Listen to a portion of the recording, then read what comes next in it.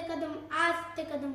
महाराज गजपती राज अश्वपती भूपती प्रजापती सुवर्णरत्न श्रीपती अष्टावधान जागृत अष्टप्रधान वेष्टित न्यायालंकार मंडित शस्त्राशस्त्रा शास्त्र पारंगत राजनीती धुरंधर प्रौढ प्रताप पुरंदर क्षत्रिय कुलावतंस सिंहासनाधीश्वर राजाधिराज श्रीमंत श्री श्री श्री छत्रपती शिवाजी महाराज की जय. माझ्या राजाला माना समुद्र छत्रपती शिवरायांनी स्वराज्य उभं केलं. कोण होतं त्यांच्यासोबत? 18 पगड जातींची माणसे. पण ही माणसे स्वराज्यासाठी लढायला आणि मरायला तयार झाली.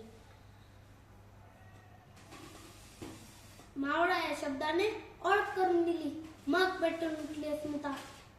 अनेक मावळ्यांनी बलिदान दिलं. काही मावळ्यांची नावे इतिहासात अमर झाली. काहींची इतिहासात कुठेच नोंद झाली नाही. होय, तोच मावळा आहे ज्याने स्वराज्यासाठी आणि शिवरायांसाठी स्वतःच्या जीवाची पर्वा केली नाही. मुक्काम उमरठ. नाव सुभेदार तानाजी मालुसरे. रत्तू क्या मिठाई दूध बगवे को जिसका ऐलान खुदा आसमान करता है दिन में 2 बार, सूरज उगने से पहले और सूरज ढलने के बाद. हर मराठा पागल है स्वराज्य का, शिवाजी राज्य का, भगवे का. हर हर महादेव. आज मी तुम्हाला माझ्या जीवनातील एक गोष्ट सांगणार आहे. साऱ्या स्वराज्याची माझी जिजाऊ माता आपल्या वाड्यातून पाहत होती. सोनेरी रंगाचा एक अभेद्य किल्ला दिसत होता. त्या किल्ल्याचे नाव होते कोंढाणा. त्या किल्ल्यावर फडकणारे येऊनी निशाण त्यांना बोचत होतं.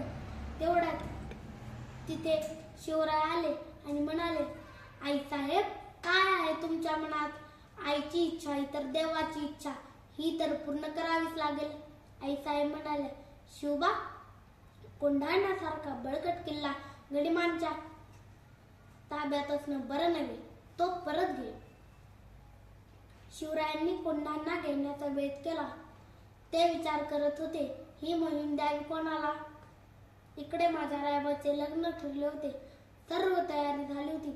मी व शेलार मामा निमंत्रण देण्यासाठी राजांकडे आलो. राजे व आईसाहेब यांची चर्चा माझ्या कानावर पडली. राजे मला म्हणाले, त्यांना मी लग्नाला येऊ शकणार नाही. मला कोंढाण्याच्या मोहिमेवर जायचे आहे. हे ऐकून मी ताडकन उठलो आणि म्हणालो, आधी लगीन कोंढाण्याचे मग माझ्या रायबाचे. आधी लगीन कोंढाण्याचे मग माझ्या रायबाचे. राज, हा तानाजी असताना तुम्हाला मोहिमेवर जावं लागलं तर आमचा काय उपयोग?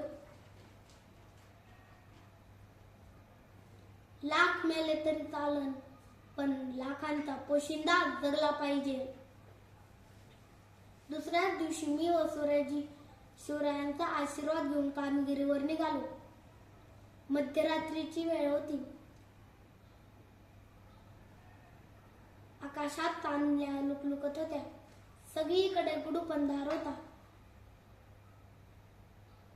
गडाभोवती कडक पहारा होता. मावळ्यांना घेऊन मी कोकण कड्याकडून चढू लागलो. सूर्याजी कल्याण दरवाजाकडून येणार होता.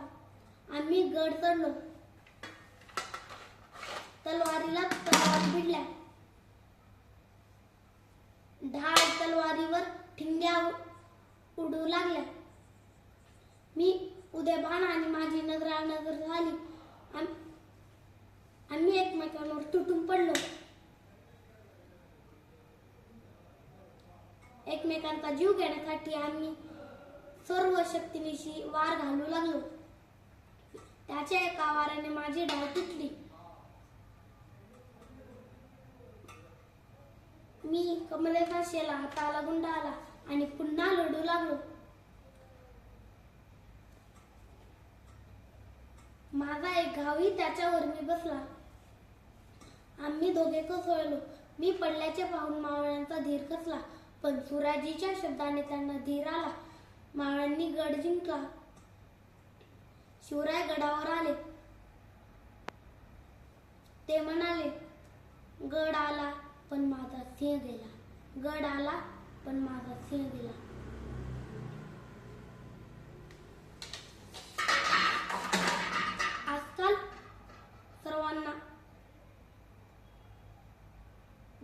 दाढी मिशी करताना शिवरायांची आठवण येते. सर्वांना शिवरायांसारखी दाढी मिशी हवी आहे. सर्वांना शिवरायांसारखे दिसायचे आहे. आपण घरावर गाडीवर शिवरायांचे फोटो दिमाखात लावतो आणि त्याच गाडीवरून मुलींची छेड काढतो आणि पुन्हा म्हणतो, राज पुन्हा जन्मालया, पुन्हा जन्मालया. म्हणून सांगतो पोरांनो, शिवविचार अंगी बाणा, शिवविचार अंगी बाणा. शेवटी एवढंच सांगेन, कोण म्हणतो मावळे नाही, कोण म्हणतो शिवबा नाही, कोण म्हणतो मावळे नाही, कोण म्हणतो शिवबा नाही. शक्य नाही त्याचं जाणं, मग राष्ट्रप्रेमाच्या वटवृक्षाची हलतात तरी कशी पानं, हलतात तरी कशी पानं. जय जिजाऊ, जय शिवराय.